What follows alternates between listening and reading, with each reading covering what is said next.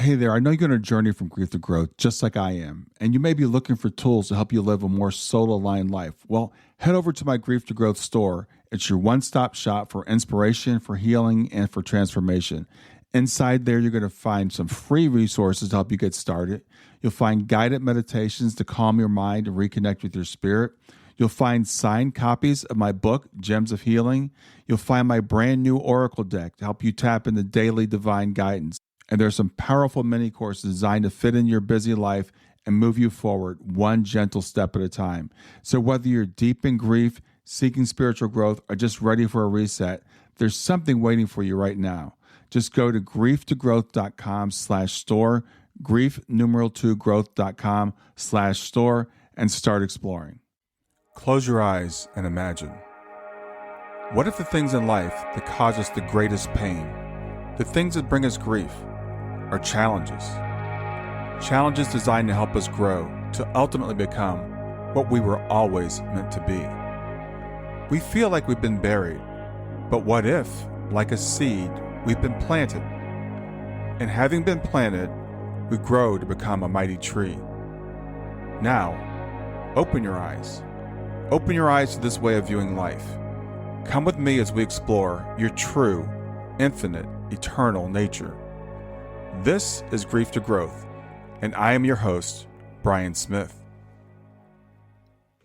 Hi there, I'm Brian Smith, and I want to welcome you to Grief to Growth. And whether this is your first time listening or you've been with us on this journey for a while, I'm really glad you're here. On this show, we navigate the toughest parts of life together. We talk about loss, pain, but we also talk about healing and purpose. We ask the deep questions like, who are we? Where do we come from? Why are we here? Where are we going?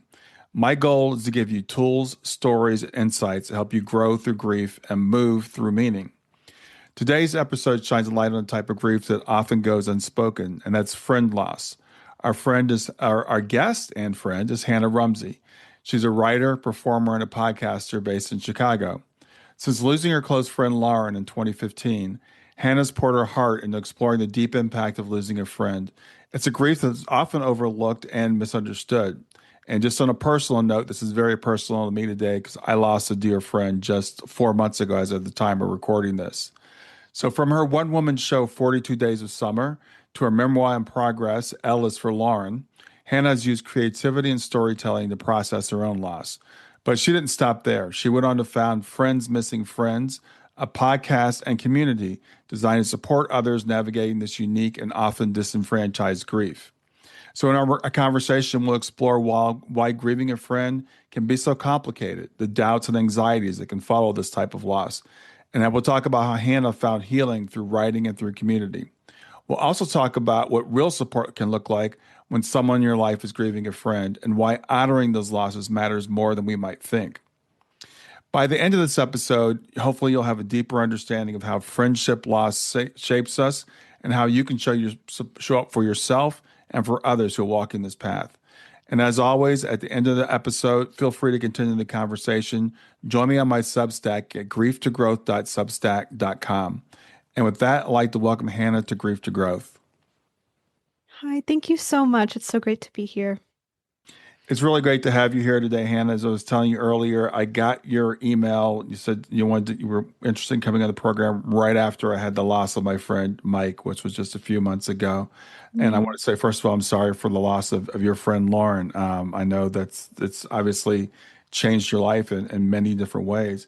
But before we get into all that, let's talk about Lauren. Tell me about Lauren, your friend. Yeah, Lauren, isn't it interesting whenever you're asked to describe someone because people are so complex and it's like, okay, how can I describe a whole entire human in one paragraph? And it's Right, impossible. right. I feel like I'm barely scratching the surface even as I write a book. Um, but the best I can describe her, and knowing this would never fully describe her, is that she's the funniest person I've ever known. And everyone I met at the funeral and afterwards said the same thing. So many, many people said she's the funniest person they've ever known. And she was so incredibly silly and goofy. And like, I give this example because it's so specific and unique, where I was with her we met at a summer camp in 2009, and I was 17 and she was 15. And we were just walking around, and with no warning at all, she runs off and starts galloping like a horse Mm-hmm. just for fun because she felt like it. It's like what a 5-year-old would do, where they're just full of such joy and they just act on impulse. Mm-hmm.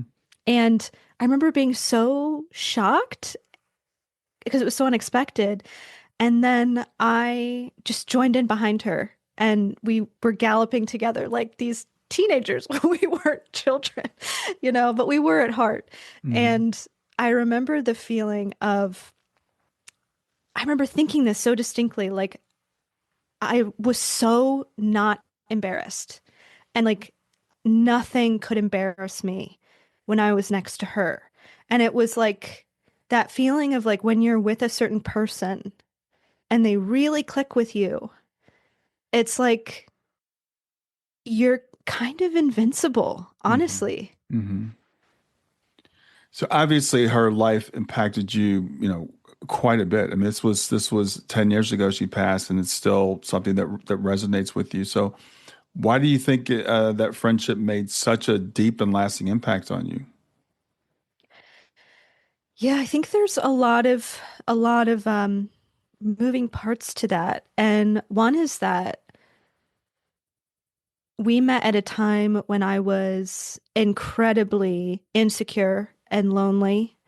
And it was I like to describe it as the cusp between childhood and adulthood. Mm-hmm. Like 17 is kind of a bizarre age. Like you're still kind of a child and you're still almost an adult. And all of my peers in high school wanted to grow up and were like ready to get out of the house and have a car and like, all these things. And I wasn't ready for that yet. I was grieving the end of childhood. Mm-hmm. Actually, before I even knew that's what was happening.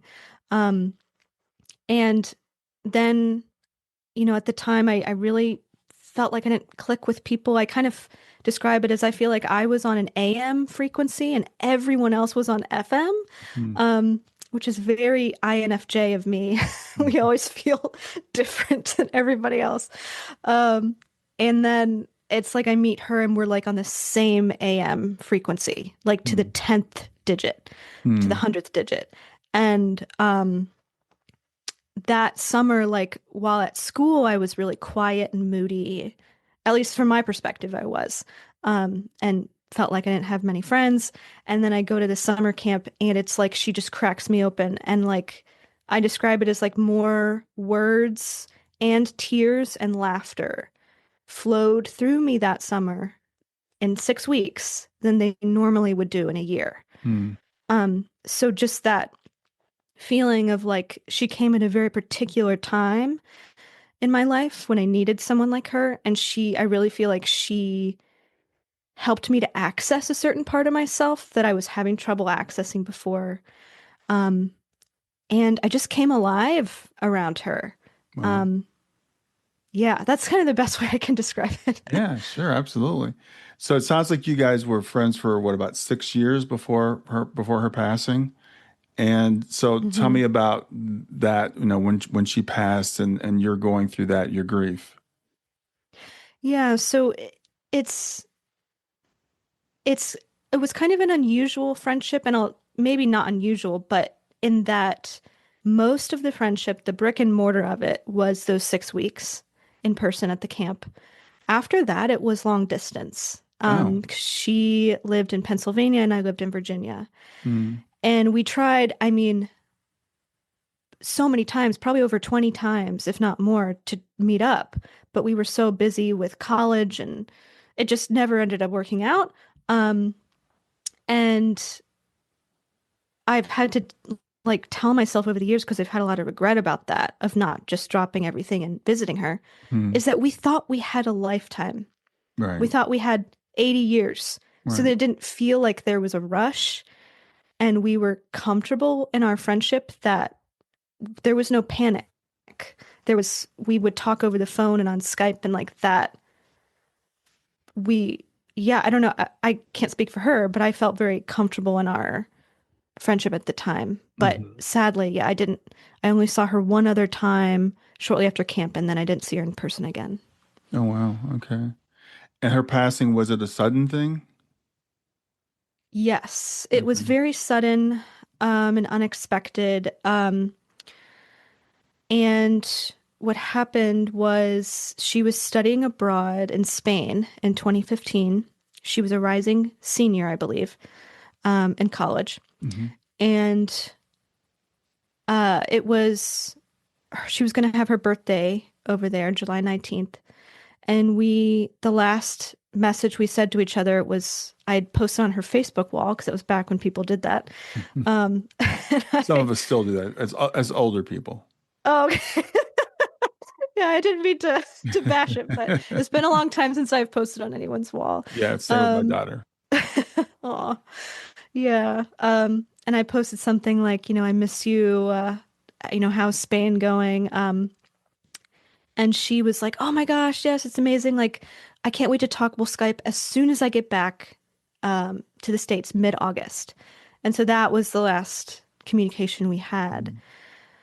Mm. And then July 19th, it was her birthday, so I posted happy birthday on her wall. Um, and then I scrolled down to read other birthday posts, but it was just rest in peace posts. Hmm. And that was how I found out she had died. Um, and there were lots of articles on there, and my brain wasn't like anyone who's experienced shock, Yeah. like it doesn't feel real for like at least 5 minutes, or at Yeah. least that's how I experienced it. So it just like it wasn't computing. It didn't Hmm. make sense. So at first I felt nothing, just numbness. And I was reading these articles and they all said the same thing over and over, which was, Penn State senior dies falling off balcony while studying abroad in Spain. Hmm. And I was like, but that doesn't, and it's like your brain's not thinking logically because I was thinking, but I just talked to her. Right. I just talked to her last week. Right. So she couldn't be dead. And then after reading like 10 articles, it hit me. And I remember I fell to the ground and started screaming. Yeah, I'm so sorry. And as we're having this conversation, my daughter was 15 when she passed away. It happened to be in 2015, Oh, and it wow. was it was sudden. And just a few months ago, a few weeks ago, actually, I got a hold of an app that allowed me to get into her phone because it was backed up to my iCloud. Oh, So I got wow. in her phone and I started reading the text messages coming in from the kids. She was a sophomore in high school, going into her sophomore year. And I just felt so bad for those kids because that reaction, like you were saying, I just talked to you yesterday. This can't be true. And seeing that, on Facebook, so I can relate to that shock and that disbelief and that like I said, I saw these kids going through that. So I appreciate you acknowledging that horrific feeling that someone has when you lose a friend like that, and you have to hear about it through their Facebook post. Yeah. Wow. That's so recent that you were going through those texts. Oh my gosh. Yeah. And it's like, it's hard to explain, but there's no good way to find out that someone died. It's like, it'll be horrible and traumatic no matter what. Right. Um, but yeah, if there's something about finding out in such an impersonal way, like on Facebook wall, Yeah, that's really like, that was really tough to find out that way. Yeah. absolutely.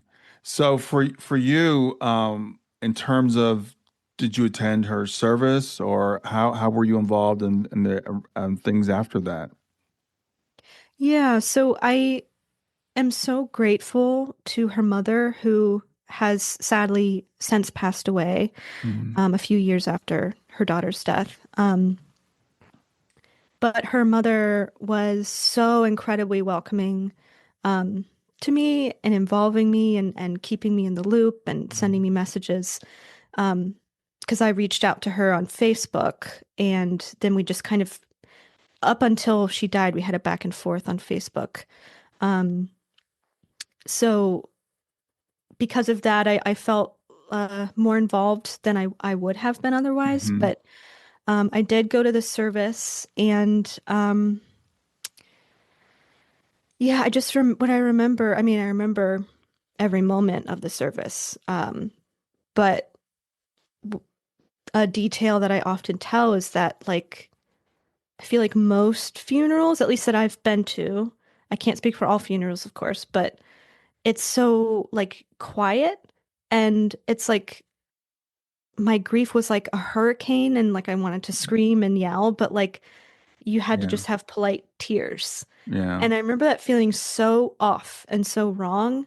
And I was shaking from the effort of clenching every single muscle in my body. So, as much as uh, the memorial service was a release in some ways, in other ways, it felt just awful. Yeah. Yeah. Kind of closed off. Hmm. So, we have different types of, not different types of losses, but we have like, I'm part of an organization called Helping Parents Heal. So Hmm. it's an organization for parents who have lost children. Um, then there's different, so people, when someone loses a child, we all say, it's a terrible thing, or someone losing a parent, or a spouse, But friend loss, and from your experience, how is it different in terms of people acknowledging your grief? Yeah, it's from my experience and from many people I've talked to, it's very different. Um, Both in just how people would treat me and then how the world treats me. And an example is I took 2 days off work, but then I just went back to work because I didn't know what else to do. And Right. also, by the way, you don't get bereavement leave when a friend dies. Hmm. Um, and so I go back to work and uh, people were also incredibly kind. Of course, I remember distinctly the ones that weren't so kind. But coworkers gave me hugs and said kind things, and then one said, like, diminished it immediately. She looked at me and she was like, "You probably won't think about your friend much anymore one day." And I was like, I remember shaking, like, again, with the feeling of like, you have no idea.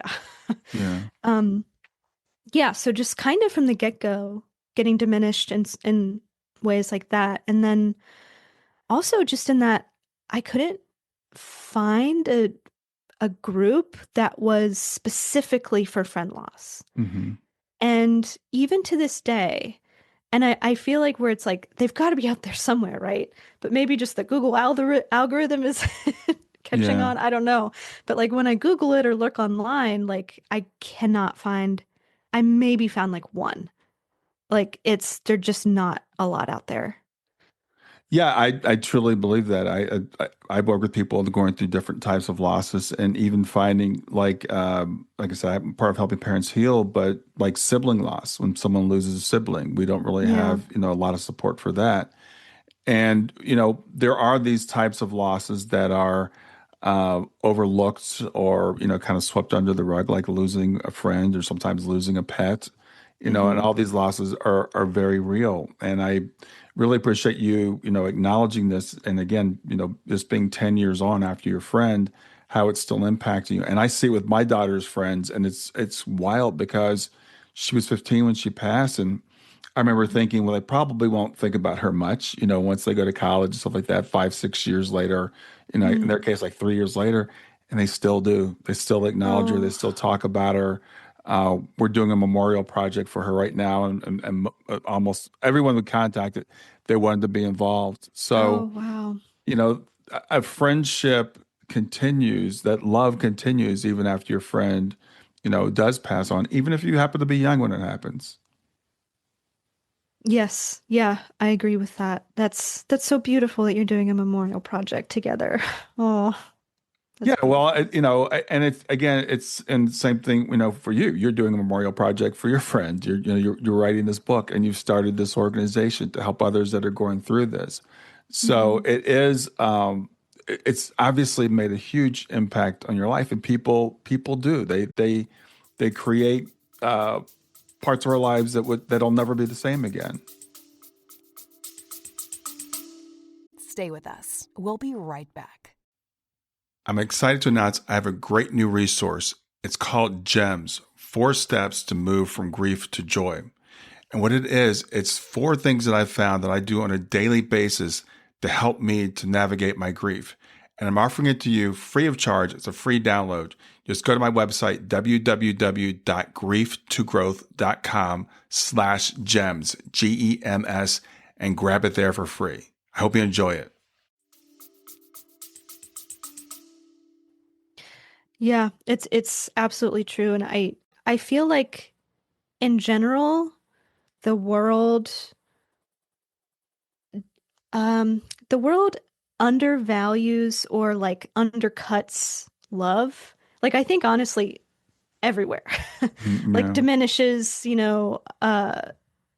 yeah, diminishes what it is. And so I think like platonic love and specifically like friendship, platonic love, I guess, is I feel like one of the most diminished and I don't know why. Like I'm like why is that any less real than romantic love? Like it's different, Yeah. but it doesn't have to mean that it's less. Yeah, that's a really good point. And I was listening to something the other day and they were talking about in English, we have this one word, love, that Mm, we go from I love hot dogs to I love my mother, and it's the same, it's the same word. yeah. And relationships, friendships.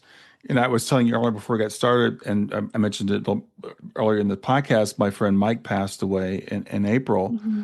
Um, but in many ways, and I don't know if my family will hear this or not, but in many ways, my friends are closer than my brothers and my sisters because Hmm. we choose our friendships and we choose to be in relationship with those people. Family, you may or may not be close to your family, in a sense, but our friends, we choose and we choose to go through life together. And there's a very old saying that blood is thicker than water.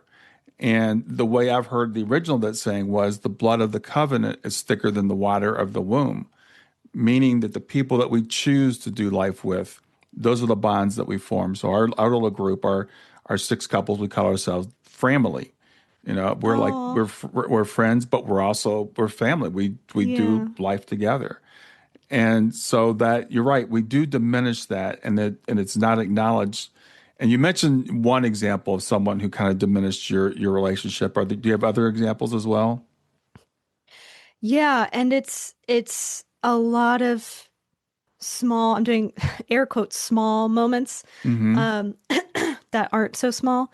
Um, but I had this friend at the time that, I mean, this experience taught me that we weren't as close as I thought, because she treated it so terribly. But like for instance, I think Lauren had been dead about a week. Like it was literally had just happened. And Mm-hmm. I was at this other friend's apartment and I was crying and telling her about it.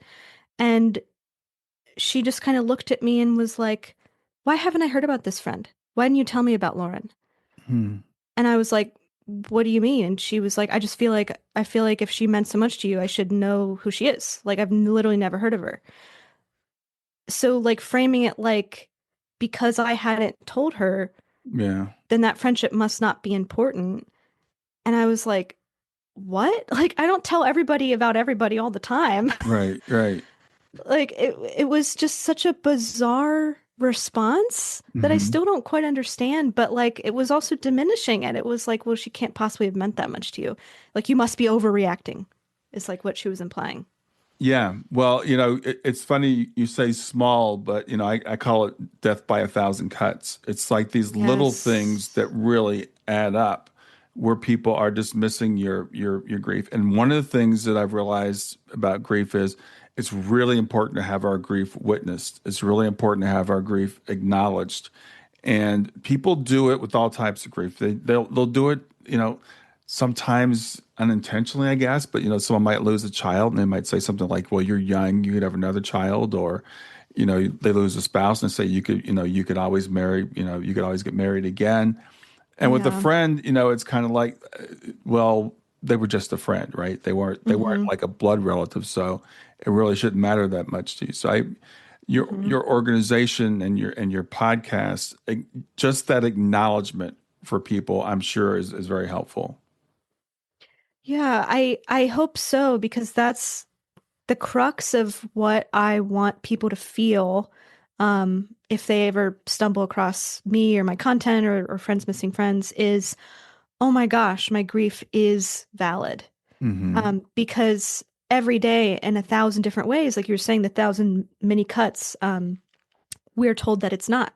Mm-hmm. And like that disenfranchisement gets internalized. And like I was having all these doubts in my head, like because I'm literally told by another friend and other people, like, are you sure you were as close as you thought?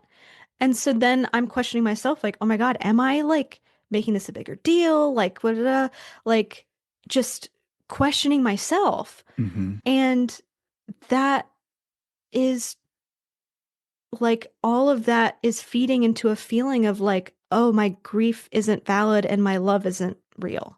Yeah. And I don't want anyone else to feel that way. Yeah. Well, that's the thing. When we go through grief, it's a hard enough thing to go through if it's not complicated by Hmm. other factors. Just losing that person and missing them and coming to grips with how our relationship with them has changed. But then to have your grief, as you said, dismissed, then that starts to cause you to have internal dissonance where, as you said, Hmm. okay, maybe my grief isn't really real. Maybe I'm overreacting. Maybe I don't have the right to have these feelings. Hmm. Yeah. And what's wild is that, like, while I'm having all those thoughts, when I finally started talking about it in my podcast and talking to other people, they were telling me their doubts, and they were the same thoughts I was having.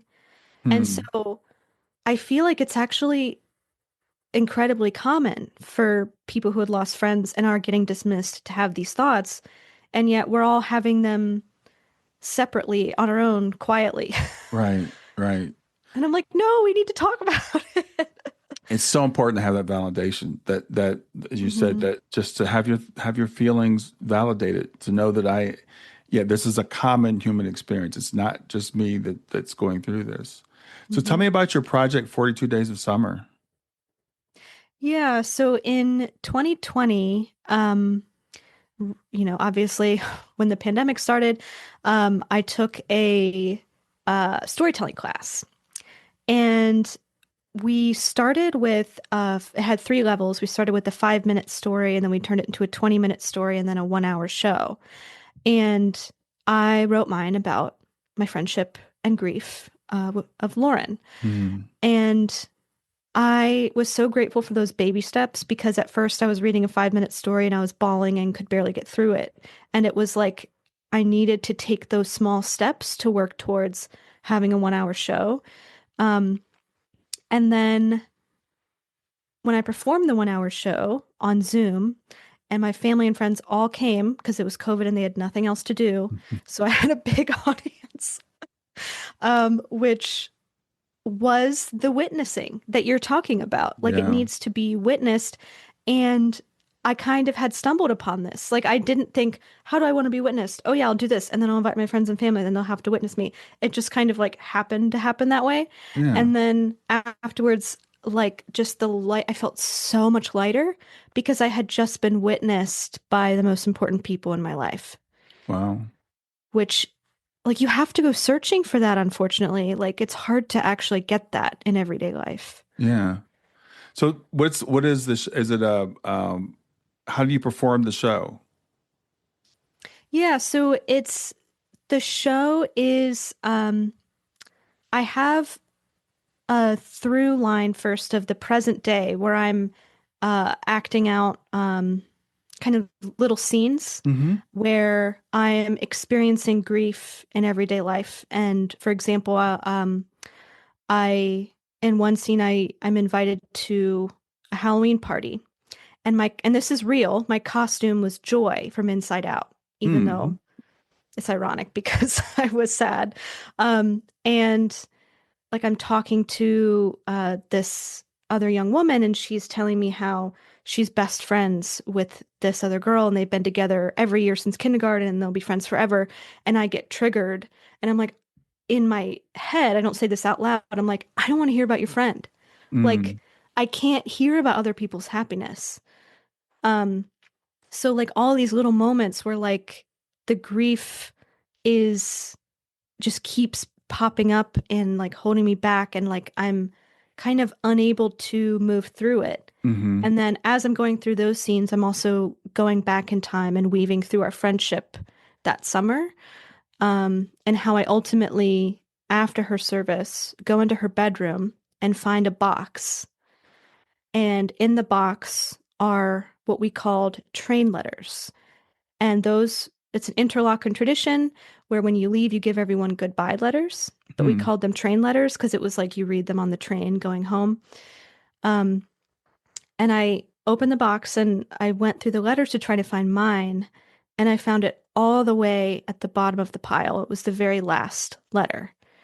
And the thought I have when I see the letter at the bottom is at first a crushing sadness that she put my letter in the box and then never looked at it again. Hmm. And it's actually taken me literally 10 years to actually see the new perspective that our friendship was so current and ongoing that she didn't need to read the letter every day to Yeah. remind herself. That I actually just got chills when you said that. That is such a beautiful and important shift. One of Mm-hmm. the things that when I work with clients is I'm like everything is about perspective. Mm-hmm. And we tell ourselves stories, and a lot of times we tell ourselves stories that are actually damaging to ourselves. That, so you could have the perspective, oh, my letter was the least important letter. She put it in the box and she never pulled it out again. Mm-hmm. But it's just as valid to say she didn't need to pull it out because our friendship was fresh and was current, as you just said. Mm-hmm. So that is a big step toward healing. Our grief is when we can start to make those shifts in perspective from, that negative thing, which is oftentimes for some reason our first thought. Mm-hmm. It's the negative thing. It wasn't that important to me, or, you know, why didn't I tell everybody else about my friend Lauren? It's like, Mm-hmm. so yeah, I love that, and I just want to acknowledge that shift that you made and how important that is, for your healing. And I want people that are listening to understand that when you tell yourself a story, if it's not helpful, then maybe don't tell yourself that story anymore. So beautifully said. Yeah, I absolutely agree. And what's amazing is that what helped me discover that, um, and I believe that, Lauren's still present, and I think her spirit helped me come to this conclusion Hmm. because I was writing and I actually wrote a scene imagining that I had died and she was going through my bedroom. And Mm. I imagined what my room would have been like if she hadn't died, and it would be Wow. different Yeah. because now that she's died, her letter is in a place of honor. Before she died, her letter was stuck in a Ziploc baggie with other letters. And I imagine her finding that. That is, wow. That's brilliant. That's awesome. That's such a healthy perspective. And that's, I was just talking with a friend earlier today about my friend Mike who passed, and, trying to get some Hmm. advice as to how I can, help with his family. And she's a bereavement expert, counselor and stuff. And we were talking about, again, these ideas of shifting perspectives of our brains are plastic. We can tell ourselves this story, or we can tell ourselves that story. And Hmm. one of the things that's very helpful, whether you believe, and I believe our loved ones are still with us. I'm glad to hear you believe that. I think that's a very healthy perspective. Whether you Hmm. believe that or not, you can imagine, okay, what if it were that the shoe were on the other foot? What would they find if they went into my bedroom at this time?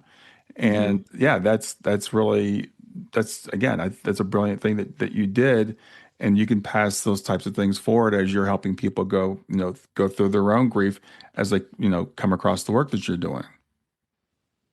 Thank you. And I also do want to acknowledge that like it can take time to get out of the fog first Yeah, before you can start doing those mental switches. Because absolutely. probably at the first few years, I don't even think my brain would have been capable Right. of that. So it took time. It Yeah. does. It does. There is a very real thing. We call it grief fog, grief brain, whatever you want to call it. Where there's that initial shock that you talked about, where you just don't believe it, and a Hmm. lot of people for the first even year, They're like, I was walking around in a fog. They won't remember, what's going Mhm. on. People think they're losing their minds because they're like, I came into this room, I forgot what I came in here for. So those Mhm. things are very real. So the shifts that we're talking about, again, we have to acknowledge they're not easy and you're not going to make them in the first 6 months, probably not in the first year, maybe not in the first, couple of years. But Mhm. slowly over time, you can start to make those shifts. Yeah, I agree, and I also I think that while people can approach it from whatever avenue is best for them, storytelling and writing was what helped me, Hmm. was kind of my door into that, Hmm. um, which might be the case for other people as well. Yeah, I believe it is for a lot of people. Yeah. And the thing is, we are meaning making creatures. We Hmm. are storytellers. We are meaning making. And I was talking with the client just the other day, and she's like, I keep trying to find meaning in this. And I'm like, stop beating yourself up for that because that's what we do. So Yeah. you're going to find some meaning in it, even if people convince themselves that the meaning is there is no meaning, that Hmm. everything is just random. But we are going to tell ourselves one story or another. And I tell people, try on different stories, like you try on a shirt, and see which story Yeah. fits, which one works for you, which one makes you feel comfortable. You don't have to carry that initial story. You don't have to carry the one that you first came to, like my letter's not valued, where Hmm. you flipped it in its head. And the interesting thing is, the facts don't change. The letter was still at the bottom of the box, right? That is Hmm. that is the objective fact. But the story we tell ourselves about it can be very different. Yeah. It's amazing how prominent stories are in this. And I really learned that when I did David Kessler's grief education program a couple months ago. He Hmm. had a whole class on the stories we tell ourselves. And it was like mind opening. I was like, wow. And he was even like, there's so many ways to approach dismantling these unhealthy stories, but one was like um, kind of questioning it almost in like a fake court of law Hmm. and being like, okay, can you prove that it's an undeniable fact that like, the perspective you have is true, and then you kind of realize like, oh wait, no, I can't. Yeah, yeah. Yeah. That's the first question always to me when if you have a thought, the first question is this true? Do I know Mm, this to be a fact? Because so many times we'll assign intent or motive to something. So it might be true that somebody said a certain thing or did a certain thing, and we'll mm, say, well, what they meant was, this, and that part of it may or may not be true. So questions, assumptions is very, very important, as we are telling ourselves these stories. So how important was I in this person's life? How important were they in my life? And hmm. and again, I just want to commend you for coming to these, I think, really healthy ways of looking at it. Mm. So you mentioned earlier that you feel like Lauren is still with you. Do you feel like, I mean, she's made a huge impact on your life. Do you think this is something that was planned, or what are your thoughts on that from a spiritual perspective? Do you mean like her death was planned, or what do you mean Or with the? your relationship in general? Oh, yeah, that's interesting. I don't actually know my beliefs on that, whether like our connection was planned beforehand, Mm-hmm. by fate or whatever you want to call it. That I don't know. Okay. But I do definitely like I have had really intense signs from her Mm-hmm. on several occasions that to me feel undeniable and have helped like reinforce the feeling that like she's there. It's just, there's communication barrier between Mm-hmm. me and the other side, except for Yeah. those moments. So tell me about one of the signs. Yeah, so okay, so I'm trying to think of the kind of the best one to share. Well, one sign is that it was well, first thing about signs, like from what I've learned, is that the timing and the feeling is really important. Mm-hmm. Um, so it was New Year's Eve. I'm pretty sure it was 2 years after she died, so it was super fresh. Um, and I was on the train to a party in Chicago. feeling sad, which was the status quo at the time, Mhm. and thinking about her and just how like whoop-de-doo, another year that she won't see Mm. was like the thoughts I was having. And then my phone in my purse started buzzing. But it was like not a notification buzz, it was like a Morse code buzz. Hmm. Um, and I was like, that's weird. And I looked and there was no notifications, and then I kind of dropped it.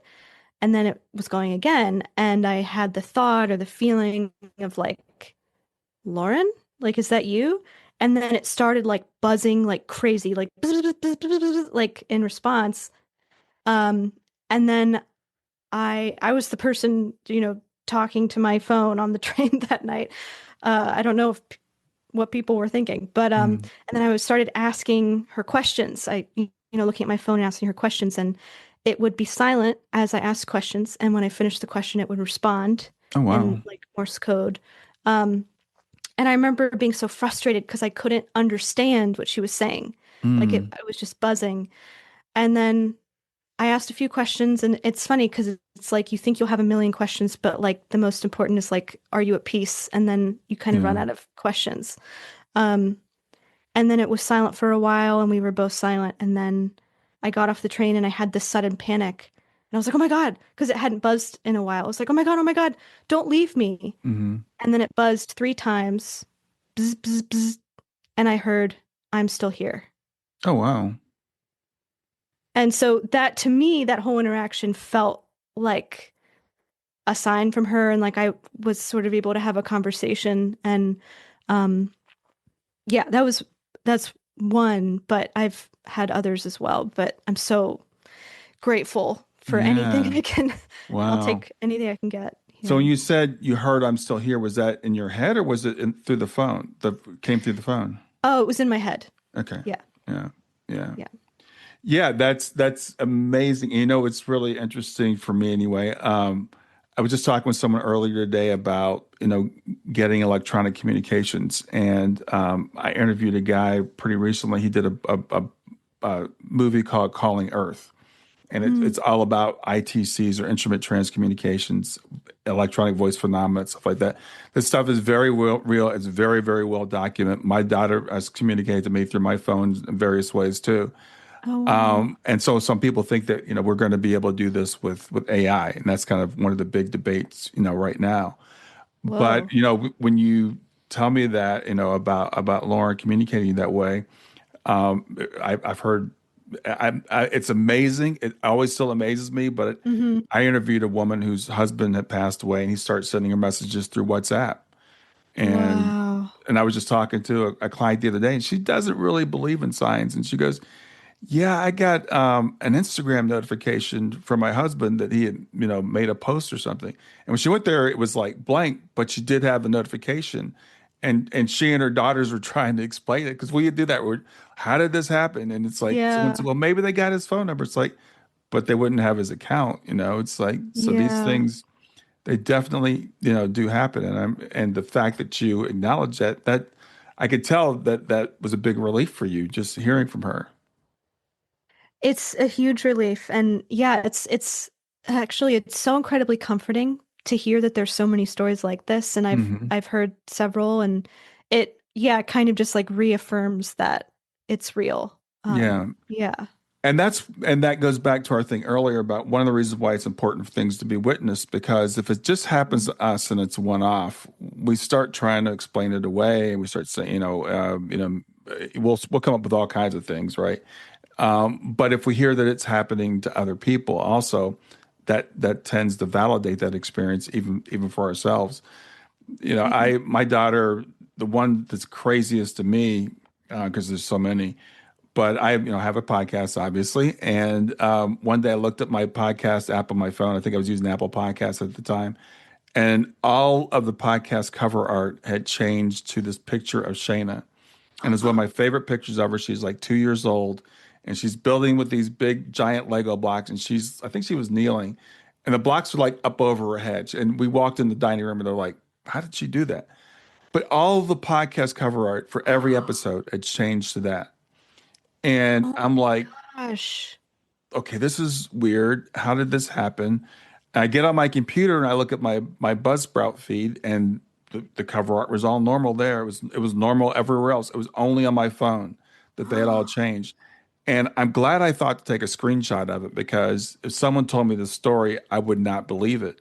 And then Yeah. they went back. And I'm like, and I'm an engineer, and I worked in IT for a long time. I'm like, how did that happen? How did how did it change to that particular picture, on every single, not just one episode, but every episode, Wow. and then change back? Oh my gosh, I got chills. Yeah. Wow.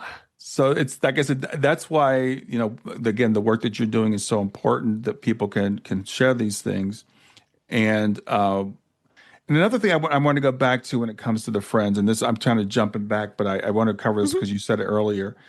There are people that we find that we think are going to step up and be there for us, and then there are people that we find that don't. I Hmm. think you mentioned something like that. So did that happen for you? Yes. Yeah, and it was with one particular friend, and I would never like oust her or anything. But yeah, I just, you know, it's like when you're at your lowest and you really need someone's support is when you kind of see kind of the true measure of their ability to support. Hmm. Um, and there were like several instances where she was not helpful and even cruel, um, and jealous of this friend who had died. And instead of like being compassionate, she was jealous that she had existed. And it was just like, wow. Hmm. But yeah, and I've heard this from so many people that sometimes you're like shocked by who steps up and who like does not. Yeah, And it changes relationships, unfortunately. Like it can end relationships. it can. And Yeah. and again, I wanted to talk about that because, first of all, when it happens to us, we can be surprised. We can Hmm. we can take it personally. And given some distance now, for me, it's been 10 years.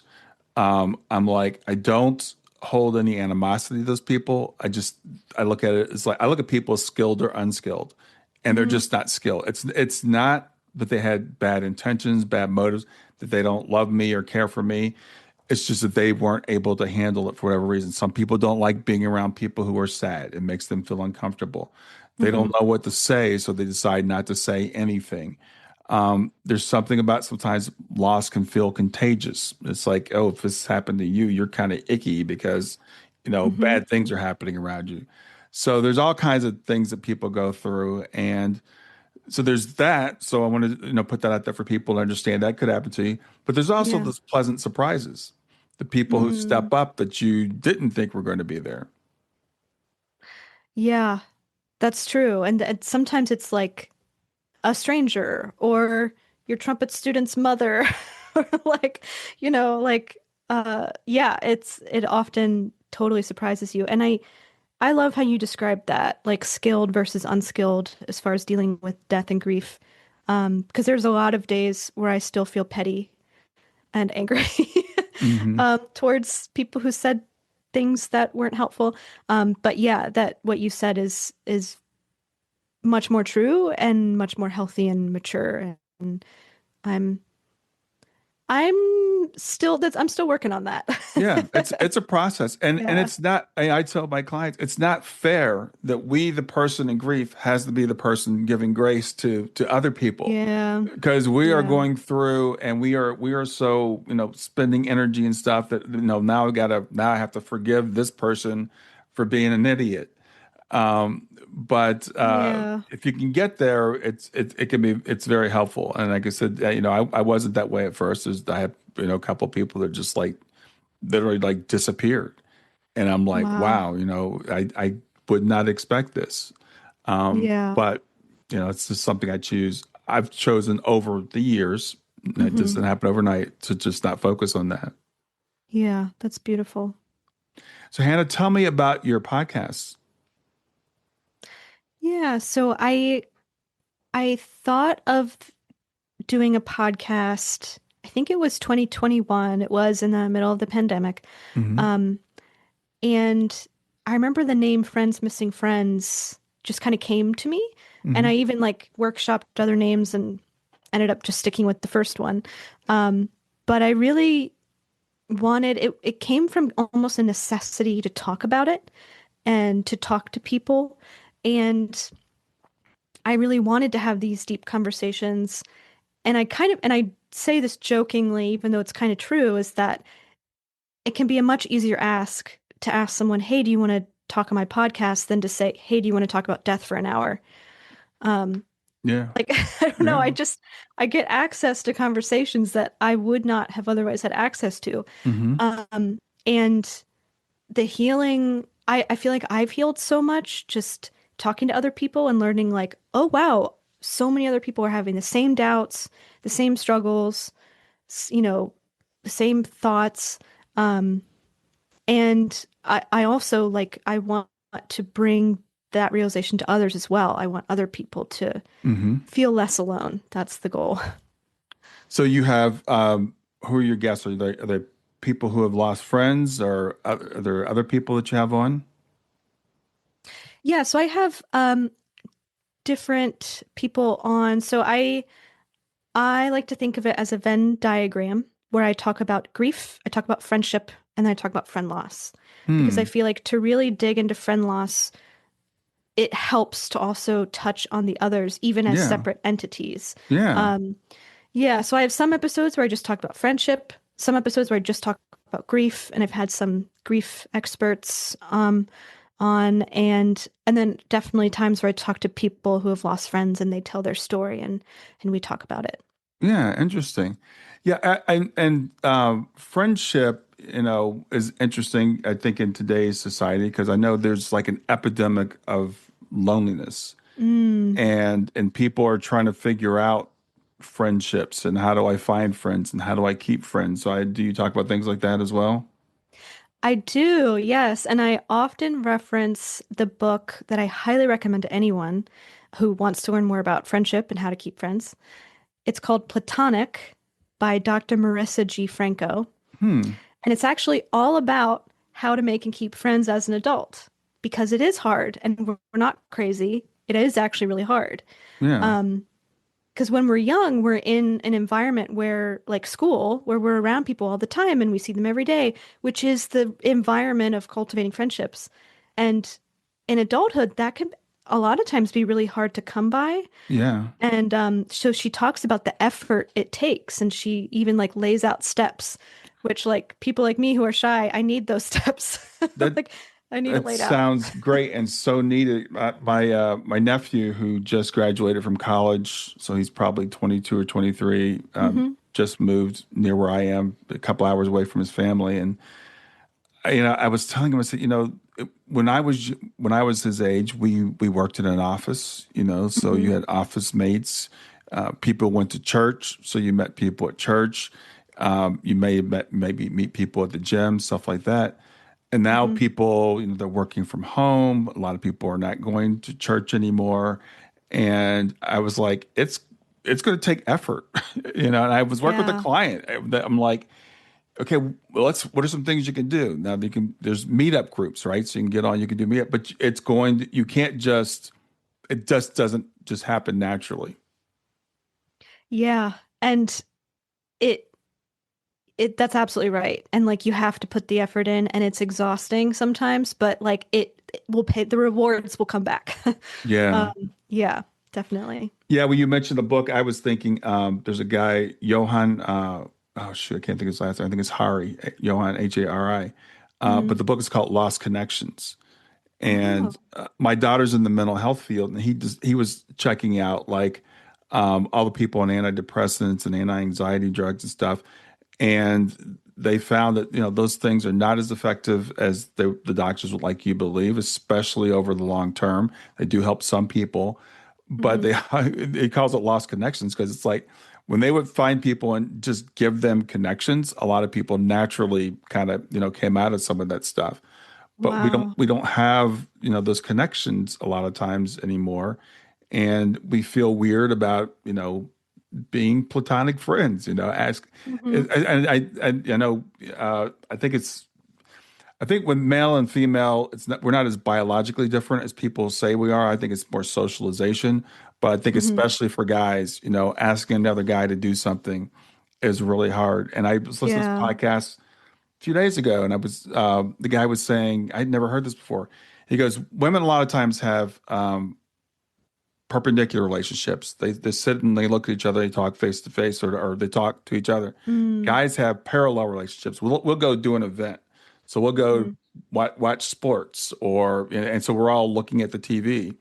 And I've noticed even when we're in relationships, like at a party or something, guys typically talk about something else, not about themselves, Mm, and it can feel very weird for us to share those things. So, yeah, yeah. that part of talking about friendship, I think is extremely important. And I love the way you describe that Venn diagram. Yeah. Yeah. And I do agree the way we're socialized is huge in how Hmm. we approach friendships and how we interact with each other. And I wish I remember where I learned this, but I think loneliness is just as bad for our health as 15 cigarettes a day. Yeah, And I yeah, was like, crap. yeah, Oh no. yeah. It's funny because you said that I just came across that like it was last week. I was working on a book that I'm writing about, about grief. That's what I write about.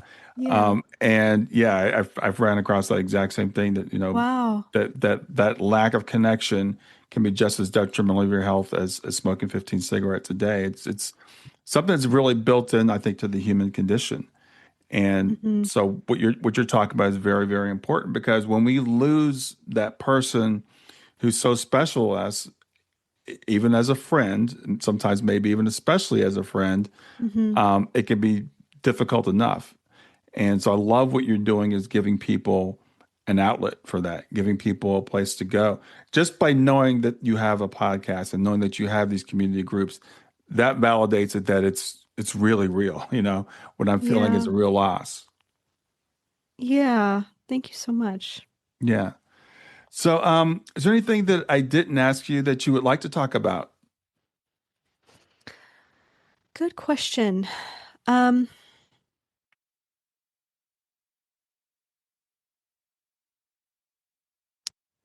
I guess one thing I just want to mention is that, and this is honestly about grief in general, Hmm. is that I feel like a lot of people are scared to bring up the person we've lost in our grieving because they think it'll Mm. make us sad. But we're already sad. Like maybe not in that particular moment, but you can't really make us sad. And Yeah. it's actually, at least what I've heard other people say and how I feel is I want to talk about her and I would love to tell you about our friendship. Um, and I think that keeps a lot of people silent. Like you said, people disappeared. I think they're Hmm. scared. Um, so yeah, if you take one thing away from like how to support people, it's, ask us about them. Yeah, thank you for saying that. Can't say that enough. I think it's Yeah. it's extremely important. That's why whenever I'm interviewing someone who's on because they've lost someone, the first thing I want to do is ask you about your loved one because, Mm, first of all, I know that they're still here, and yeah. we're here to talk about Lauren, and we're here to talk about the impact that Lauren not only had on your life but continues to have on your life, you know, 10 years later. And it's just truly amazing, that sometimes we underestimate our impact in the world. And this, I Hmm. love your 42 days of summer. I love that title because that brief time that you guys spent together physically Hmm. led to the next 6 years, which has led to what's going to impact you for the rest of your life. Yeah. Thank you for saying that because that's also something I want people to know is that I think like when you feel like your grief's not valid, you'll have excuses for why it's not valid in your head. Hmm. And one is like, but we didn't spend that much time together. But it was only 6 weeks. And I feel like with love, all love, I don't think time necessarily matters. Right. And it does not undercut the love that you have. Your love is valid, no matter how much time it was. Yeah. Yeah, that's great. That's a great way to end. So remind people, Hannah, of where they can reach you, where they can find your podcast and find out more about you. Yeah, so my website is friendsmissingfriends.com. I tried to make it easy, so everything's the same. Yeah. Instagram is Friends Missing Friends, and my email is friendsmissingfriends@gmail.com. I love getting emails, even if you just want to, you know, tell me about yourself, tell me about your loss, feel free to send me an email. Yeah. Well, again, thank you so much for being here today, and really thank you for what you're doing. I know there's a real need for what you're doing, so hopefully someone listening to this will reach out to you and realize that, if you've lost a friend, and whether it was last week or 10 years ago, Hmm. that grief has to be processed and has to go somewhere. So it's never too late to process that. Absolutely. And thank you so much. And thank you for what you do with this podcast. It's truly amazing. Yeah. All right. Enjoy the rest of your afternoon. Thank you so much.